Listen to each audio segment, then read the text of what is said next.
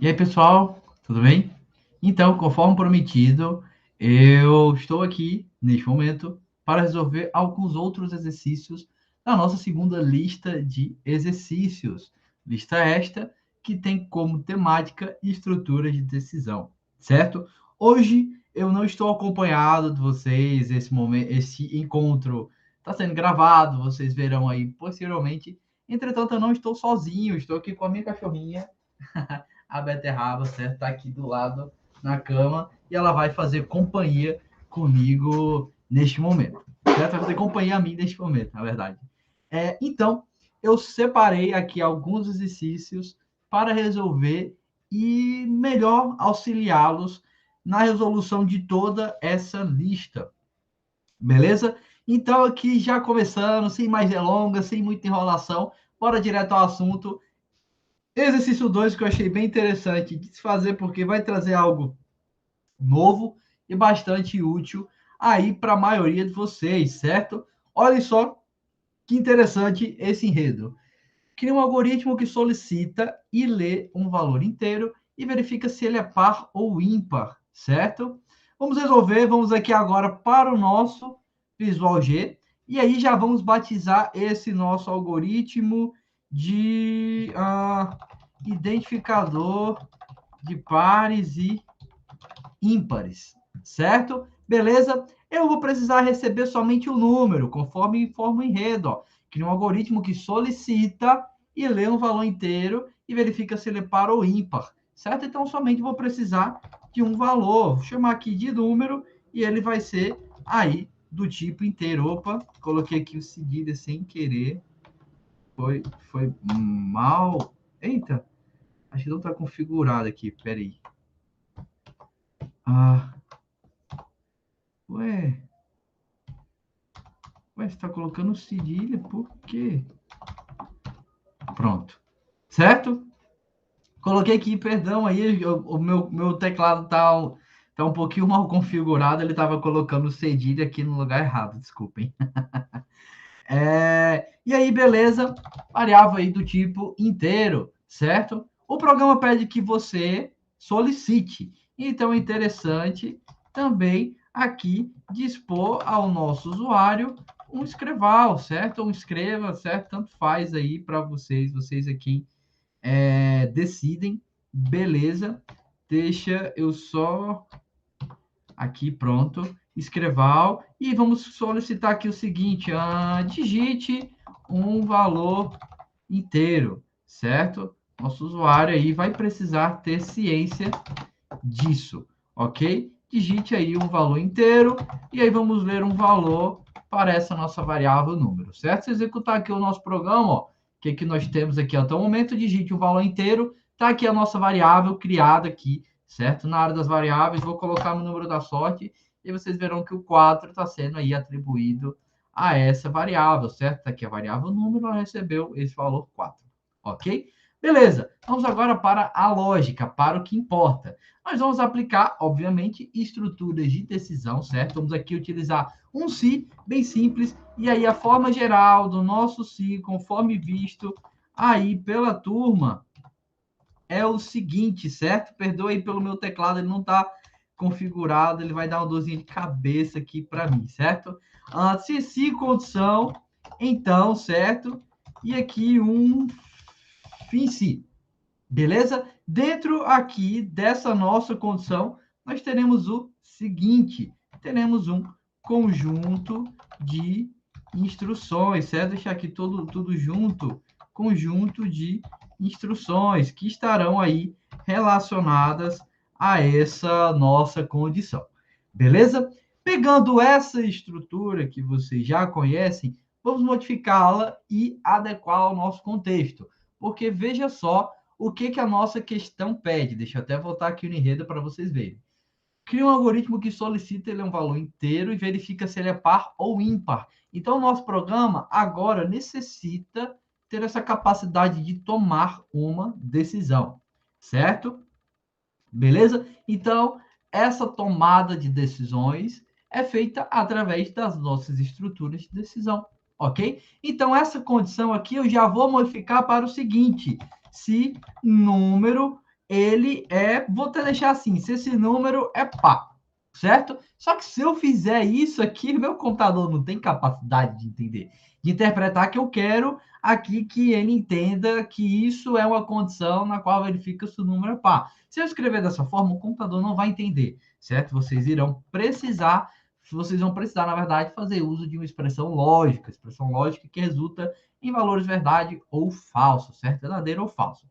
Aqui, no caso, para satisfação dessa condição, será necessário que esse valor aí seja verdadeiro, certo? Então, como é que eu verifico isso? Como é que eu verifico que esse número, ele, enfim, é par? Vamos utilizar um camarada muito legal chamado resto de divisão, certo? Tá aqui, resto de divisão, que é exatamente esse nosso símbolo aqui de porcentagem. E aí vejam que interessante, se o resto da divisão desse número que o meu usuário digitou por 2, certo? Estou pegando ele, estou dividindo por 2 e estou verificando o resto dessa divisão. Se o resto dessa divisão consistir em zero, resultar em zero, significa que é um número par, certo? Se vocês pegarem qualquer número par, fizerem uma continha básica aí de divisão, certo? Por 2, vocês verão que o resto, o que restou dessa divisão é exatamente zero. Vamos pegar aqui o número da sorte, 4 dividido por 2, certo? Dá exatamente 2 e tem resto zero, certo? Se a gente pegar 6 dividido por 2, vai dar exatamente 3 e o resto zero. Se nós pegarmos 5, por exemplo, 5 é um valor ímpar, e aí nós teremos um resto 1, certo? Isso considerando uma divisão inteira, porque a gente pode fazer aí uma divisão, obter um número real, enfim, mas isso não vem ao caso, certo? Então já fiquem com isso aqui em mente, que se o resto da divisão desse número por 2 resultar em zero, então significa que ele é par, segundo essa lógica aí que eu passei para vocês, certo? Vocês entenderão o porquê disso mais à frente, numa disciplina que vocês pagam chamada matemática discreta, certo? E nessa disciplina aí vocês entenderão todos esses preceitos por trás. O que caracteriza formalmente o que é o número par, o que caracteriza formalmente o que é o número ímpar, certo? O que caracteriza várias outras características, vários outros números aí diferentes, beleza?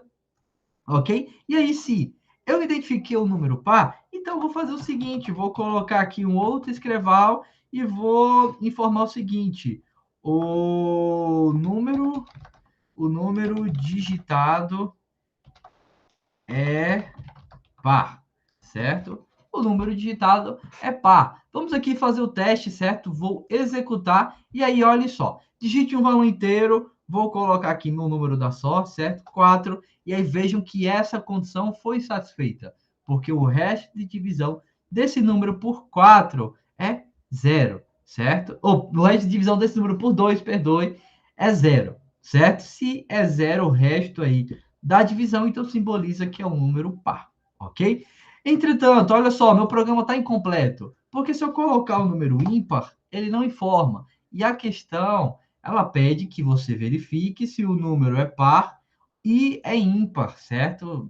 Você precisa verificar essas duas condições. Como a gente agora incrementa isso no nosso programa, vamos ter aqui, nessa nossa estrutura de decisão, um se não, certo? E vamos deixar as coisas mais estruturadas colocando um se não se. O nosso se não se, ele pega todas as possibilidades contrárias, que é o nosso se não, e o se pega todas essas possibilidades e meio que seleciona só uma delas. Beleza? Então, você meio que está pegando tudo que for contrário a essa condição que você passou e está meio que selecionando somente uma dentre todas essas possibilidades contrárias, certo? Então, se não, se o resto da divisão desse número, olha só, pessoal, por 2, vamos permanecer com a mesma lógica, for diferente, agora diferente de zero, porque se é igual a zero, é par. Se é diferente de zero, então é ímpar, certo? Então, por isso que a nossa condição ficou com esse formato, certo? E aí, se isso ocorrer, eu vou até aproveitar aqui, vou copiar essa mensagem, vou colar e vou só informar aqui que agora se enquadra como o número ímpar, certo? E aí, finalizei esse meu algoritmo. Vamos testar isso. Olha só, eu coloquei 5 anteriormente, meu programa não informou nada porque eu não dei a capacidade dele pensar a respeito disso. Coloquei agora 5, e aí ele tem essa capacidade de, de meio que verificar se o número ele é par ou ímpar, certo? Agora, na verdade, ele verifica se ele é ímpar, que era o que estava faltando.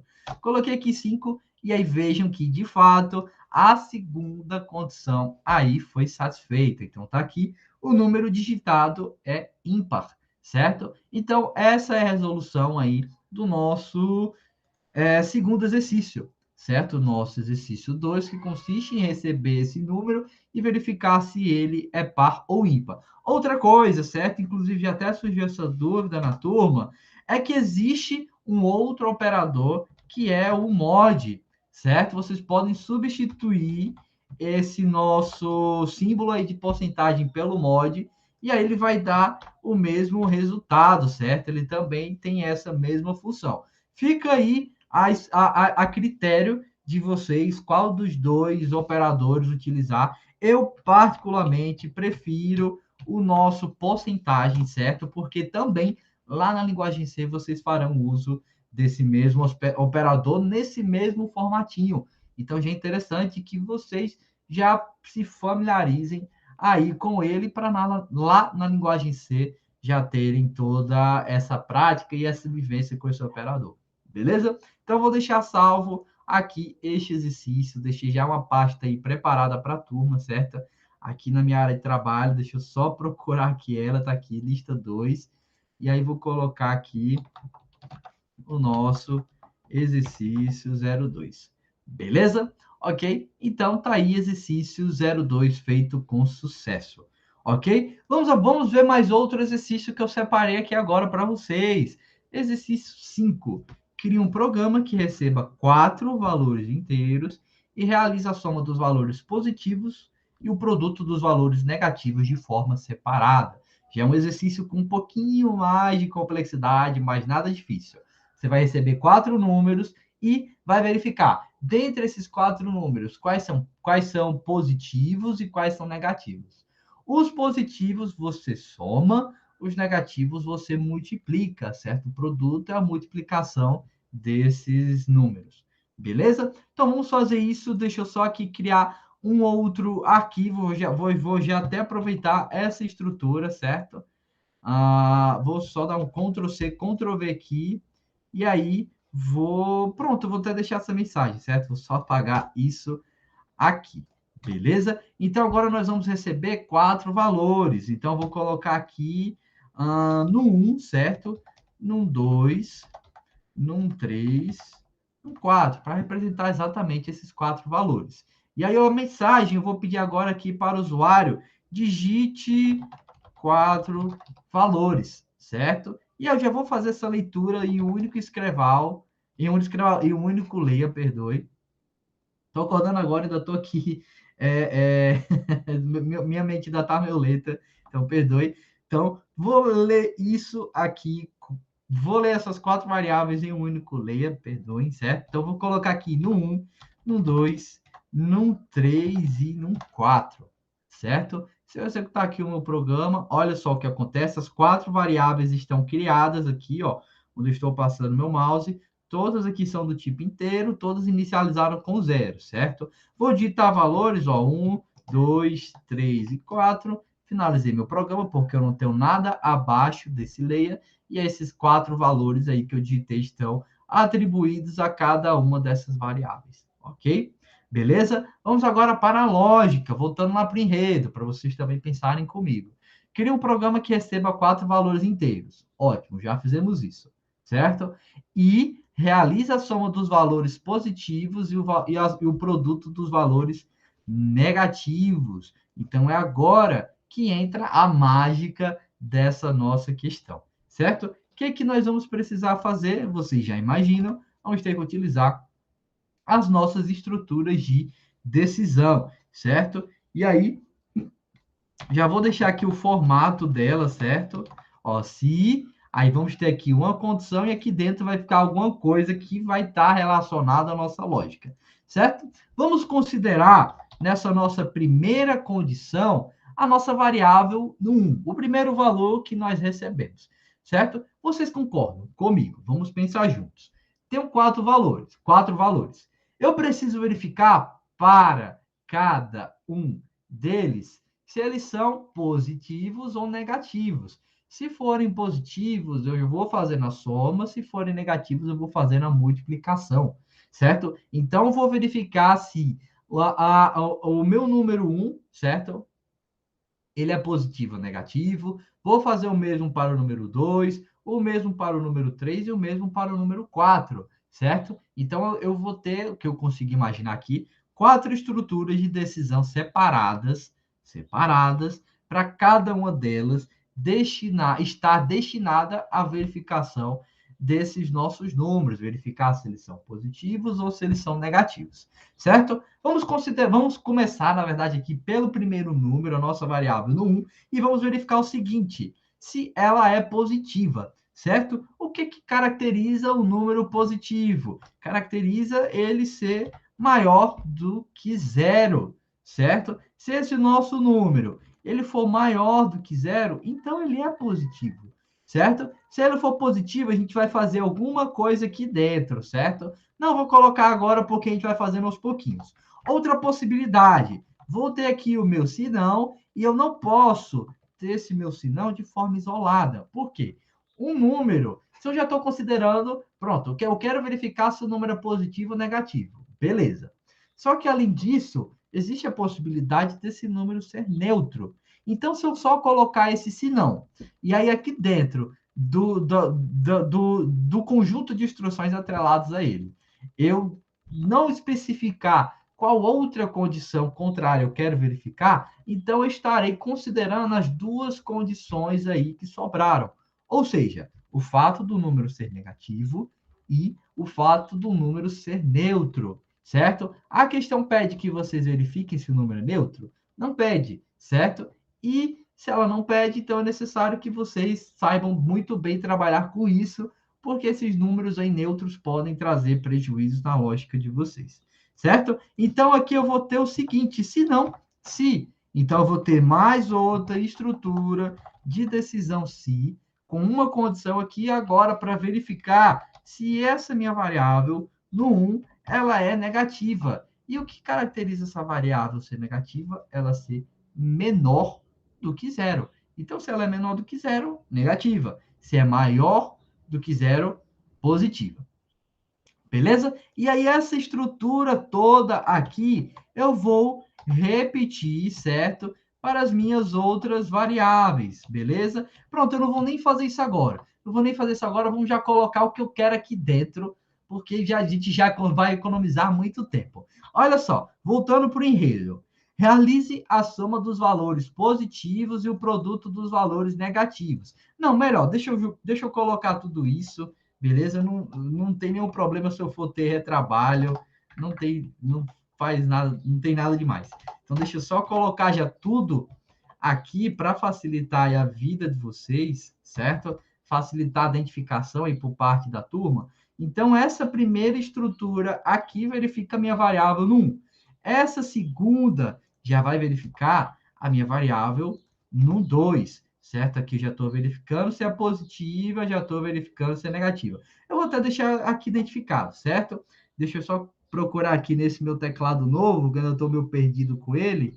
Tá aqui a barra. Meu Deus do céu. Gente, eu estou perdido demais nesse teclado. Estou perdido demais. Eu não estou achando aqui a barra, enfim, certo? Eu ia deixar aqui um comentário. Deixa eu só procurar aqui rapidinho. Esse meu teclado tá me trollando. Meu Deus, onde é que tá essa barra?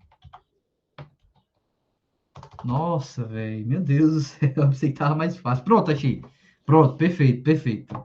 Perfeito. Perfeito. Cuidado com as coisas que vocês compram aí na internet, certo? Esse teclado, ele veio com... não veio configurado com o nosso alfabeto aí brasileiro, certo? E aí ele tem aqui alguns caracteres estranhos. Mas enfim, certo? Ele é meio diferente dos demais. Aí vamos lá. Encontrei aqui a barra, já sei onde está, então perfeito. Então, eu já vou deixar aqui o comentário que verifica se no 1 é par ou ímpar, certo? Beleza? Deixa eu até copiar isso aqui. Então, essa nossa estrutura aqui verifica se a nossa variável no 1 ela é par ou ímpar. Essa aqui, a segunda, já vai verificar se a nossa variável no 2 ela é par ou ímpar. Essa terceira, ela já vai verificar se a nossa variável no 3 ela é par ou ímpar, certo?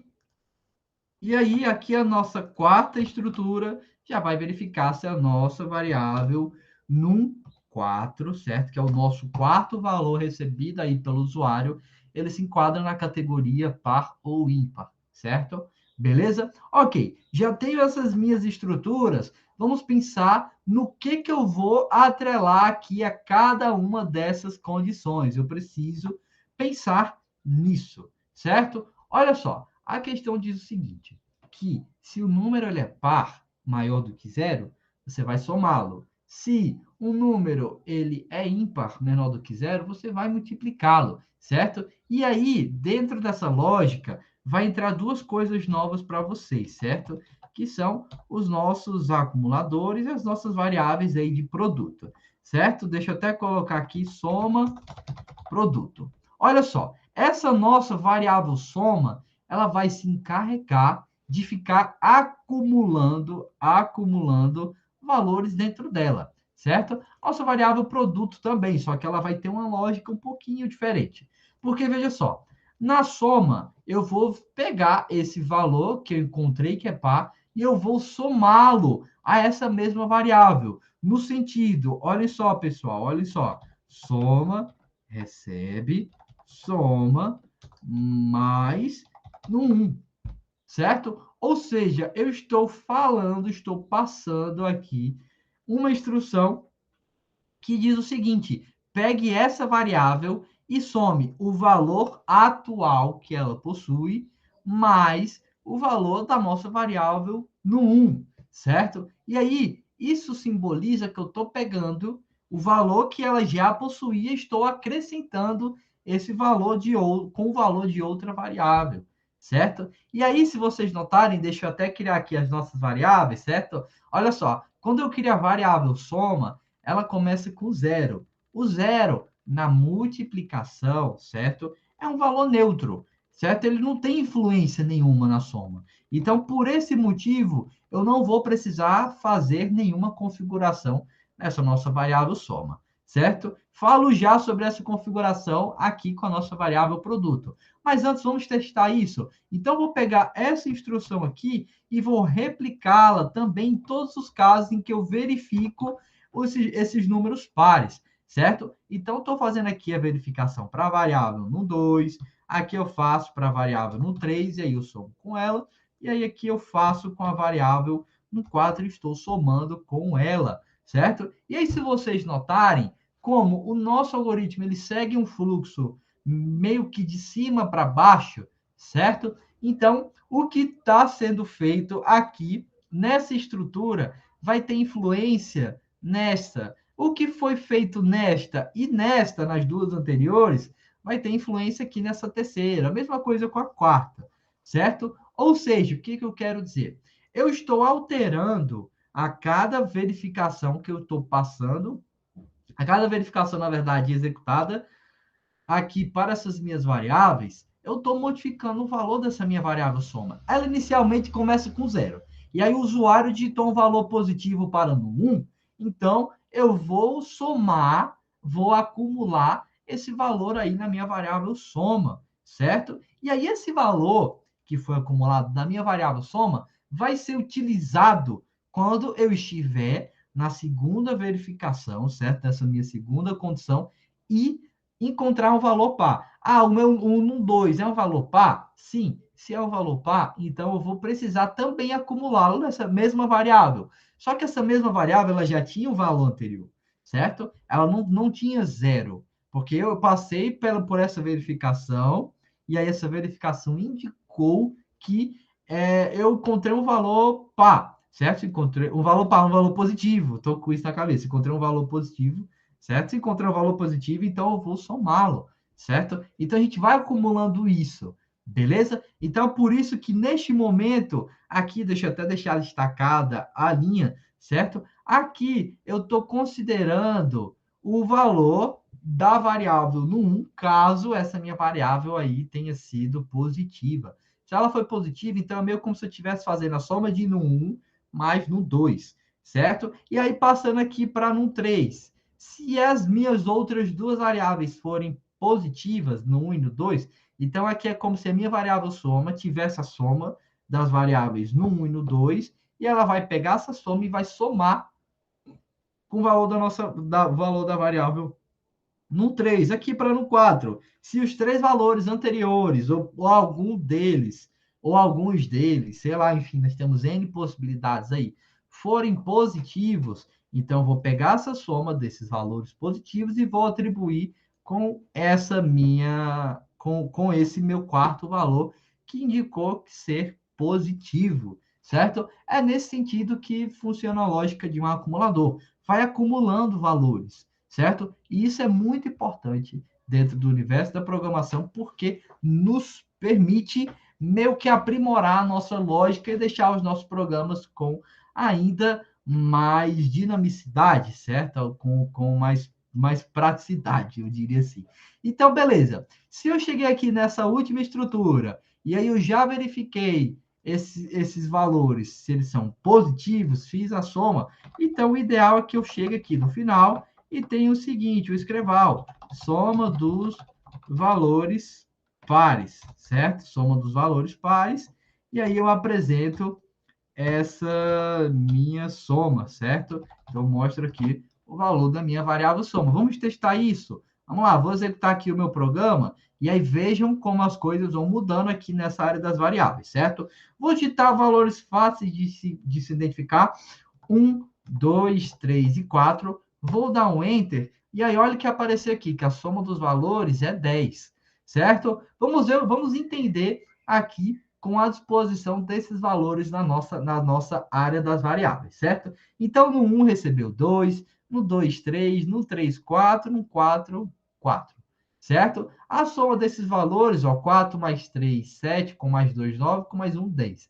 Então, de fato, a soma está correta. E aí, essa soma foi feita pegando essa lógica de se ir acumulando esses valores e utilizar esse acúmulo quando for necessário. E aí, essa mesma lógica que nós utilizamos aqui para a soma dos valores, vamos utilizar agora para o nosso produto, certo? O nosso produto, pessoal, é a mesma lógica, ó, produto, a minha variável produto, minha variável produto recebe ela mesma vezes no 1, certo? Deixa eu até vir para cá. Aqui também, ó, ela mesma vezes no 2, ela mesma vezes no 3 e ela mesma vezes no 4. Mesma lógica. Entretanto, vamos ver aqui, deixa eu mostrar para vocês, ó. Escreval, produto dos... Oi, gente, eu tô com isso na cabeça, positivos. Desculpem, desculpem. Produto dos valores negativos, certo? Produto dos valores negativos. E aí eu vou mostrar o valor dessa variável produto, certo? Vamos aqui executar isso e vamos fazer o teste. Eu vou colocar só valores negativos, ó. Vou colocar aqui menos 1, menos 2, menos 3, menos 4. Vou dar um Enter e olha só. Soma dos valores positivos. Beleza. Zero, certo? De fato está correto. Eu não inseri em um valor positivo. Menos 1, menos 2, menos 3, menos 4 são valores negativos. Produto dos valores negativos. Zero. Opa, aí já tem algo errado, certo? Você tem quatro valores aí que são negativos. A multiplicação deles deveria resultar em um valor diferente de zero, não exatamente zero. Então, o que que ocorreu? O que ocorreu foi o seguinte, deixa eu executar aqui nosso programa novamente. Quando eu crio uma variável, pessoal, qual é o valor inicial dessa variável? Zero. O zero, na soma, é um valor neutro, porque não tem influência aí no cálculo. Entretanto, para o produto, para multiplicação, o zero já não é um valor neutro, porque qualquer valor, independentemente do que seja, pode ser 1 milhão, menos 2, 5,4, enfim, qualquer número multiplicado por zero resulta em quê? Zero. Então, eu vou precisar fazer uma breve manipulação no valor inicial dessa variável para estabelecer um valor que seja neutro aí na multiplicação. Então, vamos pensar aqui comigo, certo? Zero não é um valor neutro na multiplicação, porque o zero, ele meio que vai deixar qualquer resultado aí igual a zero. Foi o que aconteceu aí no nosso exemplo, certo? Vamos pensar aqui. Beleza. Zero já vai prejudicar a minha lógica. Qual o próximo valor depois do zero? 1. Vamos analisar aqui 1, certo? Um valor multiplicado por 1. Permanece o quê? Ele mesmo. Qual que é? 1 milhão multiplicado por 1. Permanece 1 milhão. Menos 2 multiplicado por 1. Permanece menos 2. 5,4 multiplicado por 1. Permanece 5,4. Opa, encontramos o nosso valor neutro. E aí agora, como eu coloco isso, acrescento isso na minha lógica? Pronto, então, pessoal, o que a gente vai precisar fazer nisso? Olha só, vamos pegar aqui essa nossa variável produto e, antes de utilizá-la, vamos fazer o seguinte, vamos dizer aqui que essa minha variável produto, ela recebe 1. Melhor, eu vou até deixar isso aqui, essa declaração, já no início do nosso algoritmo, certo? Então, eu sei que eu tenho essa variável aqui criada na minha zona de variáveis, certo? E ela está inicializada com zero, certo? Aqui dentro, quando eu crio ela, ela começa com zero. Só que quando eu vou executar o meu programa, a primeira instrução que eu estou passando aqui é a instrução que modifica o valor dessa variável, certo? E se essa instrução modifica o valor dessa variável, então eu posso passar o valor que eu quero que ela inicialmente possua, certo? Para que não traga prejuízos aí para minha lógica. E esse valor que não vai trazer prejuízos aí para minha lógica é o valor 1 aqui, certo? Então, olha só, quando eu executar aqui meu programa, vejo que a minha variável produto, ela agora tem 1, certo? E se eu colocar só os valores negativos, ó, só os valores negativos, de fato, eu já tenho um resultado adequado para a multiplicação desses valores. Aqui deu 24 por conta aí dos sinais, certo? Temos 4 números negativos, e aí, pela questão dos sinais, esse valor fica negativo, fica positivo, certo? Então, 4 vezes 3, vezes 2, vezes 1, resulta em 24, certo? Ó, 4 vezes 3, 12, vezes 2, 24, vezes 1, 24, certo? Vejam só que legal. Então, por isso aqui que esse nosso valor agora apareceu. Então, fazendo essa modificação, certo? Entendendo como essas coisas funcionam, vocês conseguem corresponder à lógica e adequada da questão, certo? Então, mais uma vez, ó, se eu tivesse deixado isso comentado, então a minha variável produto, ela ia começar com que valor? Zero. E aí o zero na multiplicação é um valor que traz, na verdade, prejuízos aí para minha lógica. Então, por isso que eu preciso fazer essa breve manipulação do valor inicial dessa minha variável, certo? Ou do valor que ela necessita conter antes de fato ser utilizada. E aí eu configurei isso aqui para 1, e aí a minha multiplicação, certo? Esse meu produto ficou da forma correta, certo? Então, exercício 5 aí da nossa lista feito com sucesso. Deixa eu só salvá-lo aqui. Exercício 05, pronto. E aí vamos partir para o próximo, certo? Então, os outros exercícios que estão aqui seguem a mesma lógica dos que eu já apresentei para vocês, certo? Vamos fazer agora aqui um outro bem interessante. Vamos já pegar algo um pouquinho mais trabalhoso, eu diria, certo? Que é o exercício 18. Exercício 18. Você foi procurado por um nutricionista para automatizar o cálculo do índice de massa corpórea, que é o nosso IMC, dos seus pacientes. Para isso, crie um programa que receba o peso e a altura de uma pessoa e apresente seu IMC. E aí eu passo aqui a fórmula. Essa questão, inclusive, vocês fizeram na lista anterior. Só que agora nós vamos melhorar. Vamos deixar essa questão mais próxima aí da realidade, certo? Porque esse valor, ele também simboliza alguma coisa, assim como o valor aí da sua média, certo? Ele significa alguma coisa. E aí, se ele significa alguma coisa, então a gente precisa classificar esse valor aí de forma adequada, certo? Então, através desse cálculo, através dessa fórmula, nós temos essa tabelinha que classifica esses valores, certo? Então, olha só, vamos pegar esse valor, vamos verificar em qual dessas 6 categorias ele se enquadra. Então, se esse nosso valor ele resultar em menos do que 18,5, então isso indica que o paciente aí ele está com grau de magreza, certo? Se está entre 18,5 e 24,9, então nosso paciente está enquadrado aí como saudável.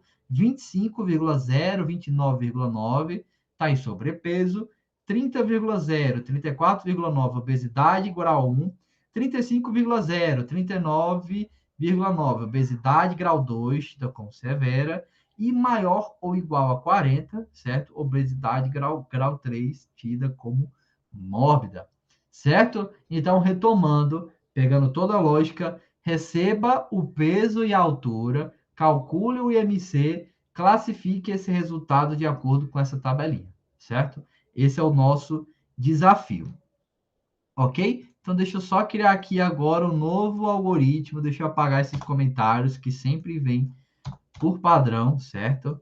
Deixa eu só apagar eles aqui. Pronto, estou com o meu ambiente limpo e configurado aí para a gente trabalhar com ele, certo? Então, vou colocar aqui, vamos batizar esse nosso algoritmo como calculadora de IMC, certo? Vamos precisar de dois valores. Vamos precisar do peso e a altura desse nosso paciente, certo? Tanto o peso como a altura são valores aí do tipo real, certo? Nós não podemos representar o peso através de um valor inteiro, nem a altura através de um valor inteiro. Não fica próximo aí da realidade, certo? E aí vamos solicitar esses valores para o nosso usuário. Então, digite o peso do paciente, certo? Digite o peso do paciente e aí vamos ler esse peso, certo? Vou ter aqui outro escreval solicitando o seguinte: digite a altura do paciente, certo? E aí agora eu vou ler essa altura. O cálculo do IMC vai ter que ser atribuído a uma variável, porque eu vou pegar o valor que foi atribuído a essa variável e vou meio que procurar em qual daquelas categorias ele se enquadra, certo? E aí, se eu estou utilizando para o cálculo do IMC valores do tipo real, então essa minha variável IMC também vai precisar ser do tipo real, porque o valor, resultado aí da fórmula que será atribuída a ela vai resultar em um valor real, certo? Então, o IMC vai receber o que, pessoal? Peso dividido aqui pela altura vezes altura, certo? Se vocês fizerem isso, é como se nós estivéssemos elevando o valor de uma variável ao quadrado, certo? Então, peso dividido pela altura aqui ao quadrado, certo? Vamos voltar aqui agora para a nossa tabelinha. Pronto, vamos agora só calcular aqui só para ver se as coisas estão funcionando adequadamente, certo? Preste atenção aqui na área das variáveis. Então, vamos colocar aqui meu peso. Eu estou pesando exatamente, se eu não estou enganado, acho que era 82 vírgula 400, certo? 82 quilos e 400 gramas, se não estou enganado. E eu tenho aqui 1,73 de altura, certo? Então, ó, meu programa, ele não está mostrando nada, certo? Porque ainda não estou permitindo que ele classifique esse valor. Entretanto, ele está resultando em algo aqui. Olha só, o meu IMC está dando 27,53. Acho que eu estou com um pouquinho de sobrepeso, certo? Então, ele está dando 27,53. Ótimo.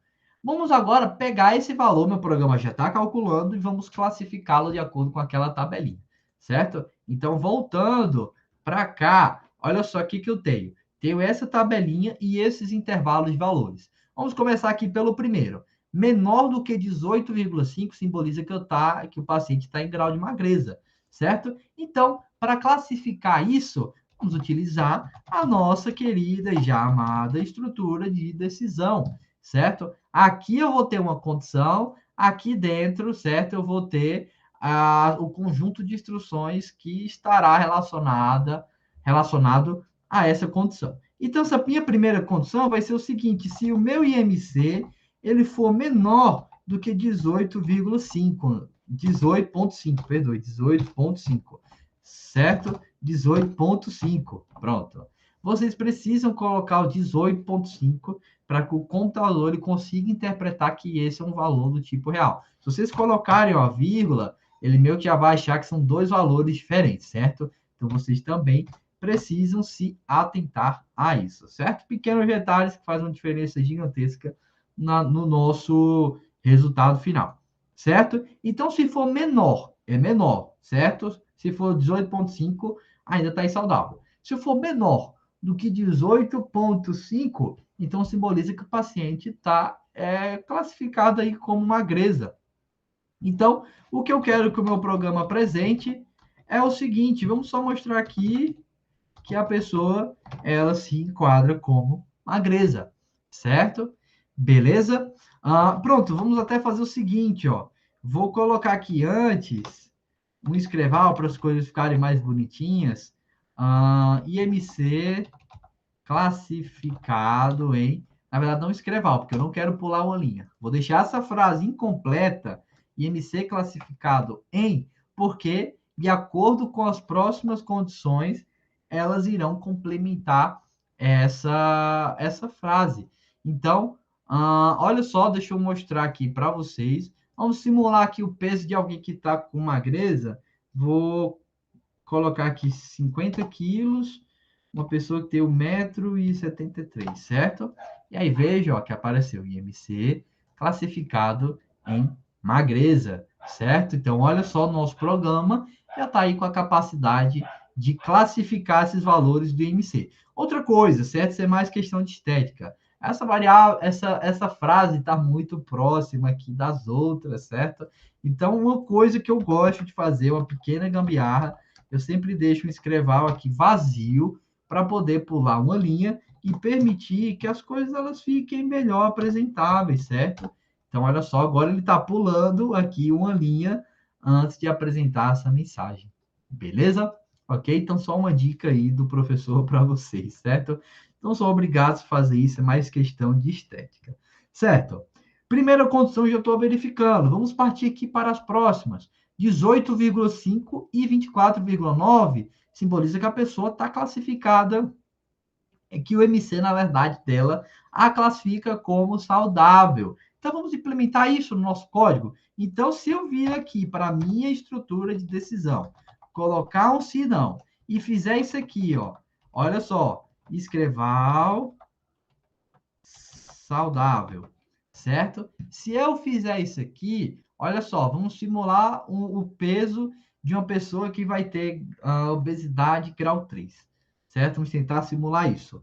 Então, vamos colocar aqui o peso de alguém que pesa...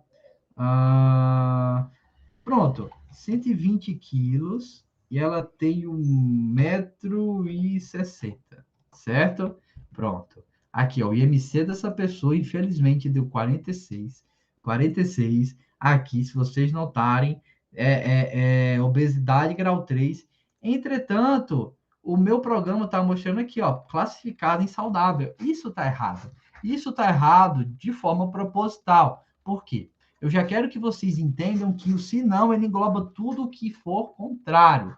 O se não se, pega o que for contrário à condição que você especificou anteriormente, e aí pega tudo isso e escolhe uma dessas opções contrárias, eu diria, dessas condições contrárias. E é exatamente isso que a gente vai fazer. Então, se vocês deixarem o se não aqui de forma isolada, o programa de vocês estará errado, certo? Vamos colocar um se não, se. E aí, se o IMC dessa pessoa, vou até deixar aqui em parênteses, porque a gente vai ter agora duas condições, certo? se o IMC dessa pessoa for maior ou igual a 18,5, certo? E o IMC dessa pessoa for menor ou igual a 24,9, isso, 24,9, 24,9, certo? Então, vamos imprimir essa mensagem que a pessoa está saudável, que de fato ela está, certo? E aí vou ter aqui o meu FINSI para finalizar isso. Então, vamos agora verificar isso. Vamos imaginar o peso de uma pessoa que esteja saudável. Acho que o meu caso, meu peso ideal seria, deixa eu ver aqui, 74 quilos, estou chutando, certo? Vamos ver aqui, 1,73 m. Opa, 1,73, certo? Pronto. E aí sim, MC classificado em saudável. Então, eu preciso aqui perder um pouquinho de peso para ficar aí, para ter o IMC classificado como saudável. Beleza? Ok? Próximas possibilidades, pessoal. Vamos agora verificar o fato da pessoa ter sobrepeso. E aí, para verificar isso, vocês vão seguir com a mesma lógica. Então, eu vou ter aqui agora, ó, um sinal que vai ser contrário a essas condições já especificadas. E aí, o sinal por si só já pega tudo que é contrário, certo? Eu quero pegar tudo que é contrário? Não, não quero pegar tudo que é contrário. Quero pegar uma dessas coisas que são contrárias. Então, por isso, se não, se. E aí, vou ter aqui mais outra estrutura de decisão, certo? E um intervalo especificado aqui entre elas. E aí, eu quero agora verificar o fato de estar em sobrepeso. E o fato de estar em sobrepeso é 25,0 e 29,9, certo? Exatamente esse intervalo de valores. Então, vou colocar isso aqui. Então, IMC maior ou igual 25,0, certo? E IMC menor ou igual a 29,9, certo? Se o IMC dessa pessoa estiver entre esses dois valores, 26, por exemplo. 26 é maior do que 25 e 26 é menor do que 29,9. Então, de fato, vai classificar, vai se enquadrar nessa categoria. Se isso acontecer, então eu vou imprimir aqui agora a seguinte mensagem, certo? Que a pessoa está em sobrepeso. Beleza? Vamos testar isso. Deixa eu executar aqui. Vamos pronto, eu estou em sobrepeso, né? Então, vou colocar já o meu peso normal, 82,4. E a minha altura, 1,73. E apareceu que a pessoa está em sobrepeso. Beleza? Ok? Então, é isso, pessoal. O resto eu vou deixar para vocês finalizarem, certo? Colocarem essas outras três categorias: obesidade grau 1, grau 2 e grau 3. Grau 3. Certo? Beleza? Então é só seguir a mesma lógica, o mesmo fluxo que vocês conseguem finalizar esse algoritmo aí tranquilamente. Certo? Então deixa eu deixar salvo ele aqui, é o exercício 18. Exercício 18. Exercício 18. Certo? Pronto. Exercício 18. E aí eu tinha separado só mais um aqui para a gente fazer junto. Certo? Ok. Então, pessoal, tinha separado esse exercício aqui para a gente fazer juntos, certo? O que finaliza essa nossa lista, e aí ele já vai trazer o uso de uma estrutura, da nossa outra estrutura de decisão, que é o escolha, é o mais adequado para esse contexto, certo? Então, exercício 24, a lanchonete Coma Bem deseja informatizar o seu estabelecimento, visando melhor atender seus clientes. Para isso, decidiu trabalhar com pedidos realizados em seu aplicativo, disponível em dispositivos eletrônicos expostos no local. E aí você foi contratado para auxiliar no processo de obtenção da solicitação desse cliente. E aí, seguindo essa tabela aqui abaixo, crie um programa que lê o código do pedido, sua quantidade e calcule o preço a ser cobrado. Ou seja, a lanchonete Coma Bem, ela está informatizando os seus serviços, certo? e ela quer agora implementar esse aplicativo para que o cliente já faça o seu pedido através dele. Ela quer deixar tudo mais cômodo. Uma coisa muito massa, certo? Se ela quer deixar tudo mais cômodo, então ela contratou profissionais aí da área de tecnologia de informação para criar esse aplicativo aí para ela. E aí ela está apresentando aqui o seu cardápio, certo? O seu menu. E aí, se vocês notarem, temos aqui todos os itens aí que são oferecidos pela lanchonete Coma Bem, como cachorro-quente, bauru simples, bauru com ovo, hambúrguer, cheeseburger e refrigerante. Cada um desses itens tem um código referente, ó. Se eu quero pedir um hambúrguer, então é o código 103, certo? E aí, cada um deles aqui tem um preço unitário, certo? Claro, esses preços unitários aqui estão bem desatualizado, certo? Um cachorro quente por R$ 1,20, tá? Praticamente de graça. Um hambúrguer por R$ 1,20, pelo amor de Deus, nem se fala. Então tá aqui, certo? Vocês aí vão implementar essa lógica dentro de um algoritmo, certo? Então deixa eu só criar aqui mais um exercício, só apagar esses comentários, certo?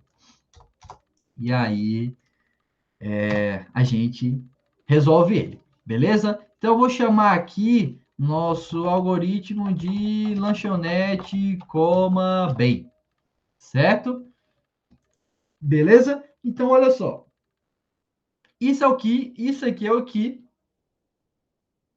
será apresentado para o usuário, certo? O usuário vai ver a especificação, os itens aí que são vendidos pela lanchonete coma bem, seu código e o seu preço, certo?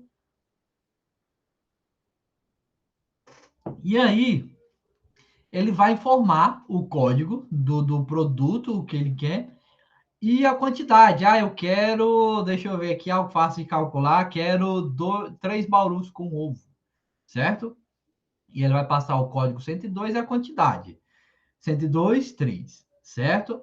Isso significa que ele está pedindo 3 itens que, na verdade, está pedindo 3 baurus com ovo.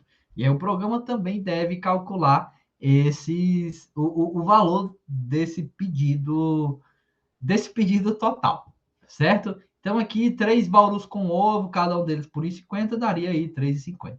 3,50 não, 4,50. 4,50, certo? Ok? Então, vamos implementar isso, olha só. Então, já sei que eu vou precisar, vamos deixar as coisas mais bonitinhas. Não vamos pensar nas variáveis agora. Vamos começar com o seguinte, certo? Vou ter aqui a apresentação de um menu, então vou colocar o seguinte, ó, lanchonete, coma, bem, certo? E aí vamos apresentar, pronto, vou colocar o seguinte, cardápio da lanchonete, coma bem, perfeito. Cardápio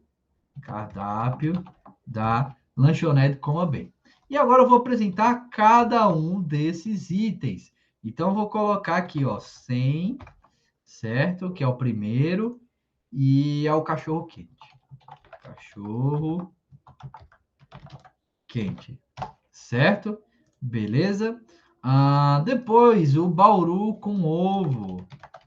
Então, escreval, aqui, 101. Eita. Bauru. Opa, meu Deus do céu. Bauru com. Ah, não, é Bauru Simples. Bauru Simples. Desculpem. 101 é o Bauru Simples. Certo? Aqui ficou faltando isso. Bauru Simples. Aqui escreval 102. Agora sim, ó. Bauru com ovo. Certo? O 103 é um hambúrguer. Escreval 103 hambúrguer. Aqui o 104 é o cheeseburger. 104 cheeseburger. E aí, por fim, o último, que é o refrigerante, que é o 105. Certo? Escreval 105 refrigerante.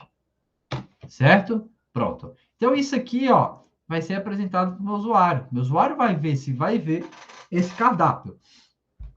e o código equivalente a cada um desses itens. Beleza? Então, aqui, vamos agora solicitar o seguinte. Deixa eu até pular aqui uma linha. Vamos solicitar o seguinte para o meu usuário, para o cliente aí dessa lanchonete, certo? Informe o código do pedido, certo? E o usuário vai informar o código do pedido. Então, aqui nós já imaginamos que vamos precisar ler esse código. Além do mais, ó, ele vai ter que informar também o seguinte: informe a quantidade de itens, certo?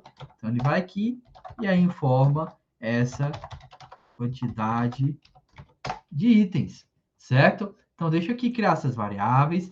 Nossa variável código e nossa variável, vou até copiá-la aqui, certo? Nossa variável código e nossa variável quantidade de itens, elas vão precisar ser do tipo inteiro, pessoal, certo? Porque o código aqui está disposto de forma inteira e a quantidade é ideal que seja também desse mesmo tipo.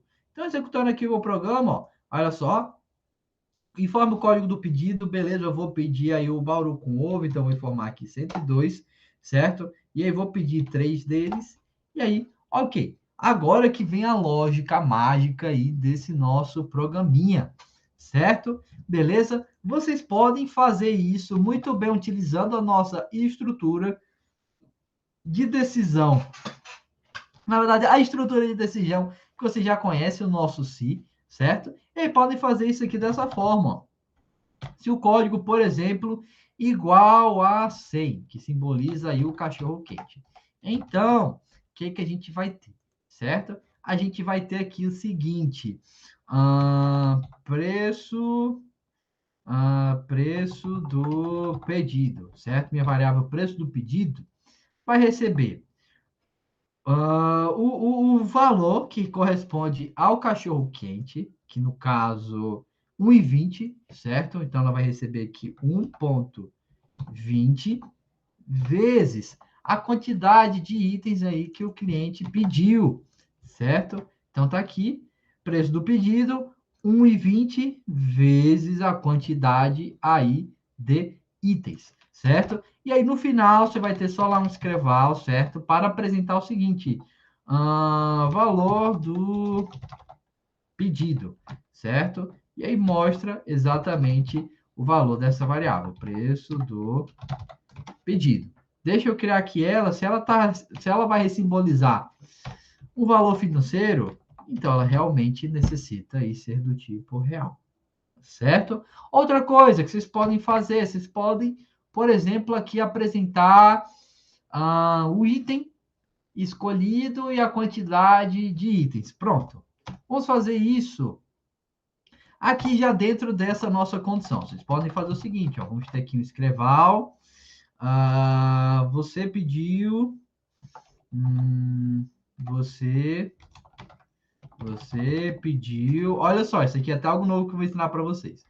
Você pediu, aí vírgula, quantidade de itens, que eu quero apresentar o valor dessa variável, certo? Quantidade de itens, vírgula, e aí vou continuar aqui a minha mensagem. Vocês podem meio que quebrar essa frase para mostrar exatamente o ponto no qual vocês querem apresentar o valor aí de uma determinada variável, certo? Então vou colocar aqui, ó, você pediu, sei lá, quanto, sei lá, 2 cachorros quentes, certo? Cachorros quentes.